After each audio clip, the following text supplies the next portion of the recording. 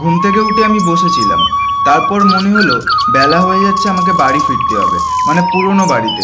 তাই হাঁটতে হাঁটতে চলে এলাম বাড়িতে। চা খেতে খেতে শুরু হলো ঝামেলা গোপাল ভাঁড়ের বাড়িতে। ওটা দেখতে দেখতে চাটা কমপ্লিট করলাম। আর আমি এখন হাঁটতে হাঁটতে যাচ্ছি মাঠের দিকে। আজ মাঠে বিষ মারা হবে, ধানও বেরিয়েছে প্রায়। তো চলো দেখি, বাবা আগে গেছে, আমরা এখন হাঁটতে হাঁটতে যাই মাঠের দিকে। মাঠে এসে দেখি মন খোলা একটা সুন্দর হাওয়া হচ্ছে। আর চারদিকটা ঘুরে ঘুরে দেখছিলাম ধান গাছগুলোতে প্রায় ধান বেরিয়ে গেছে সব। খুব ভালো লাগছিল দেখতে, সবুজ গাছের মধ্যে সোনালি ধান।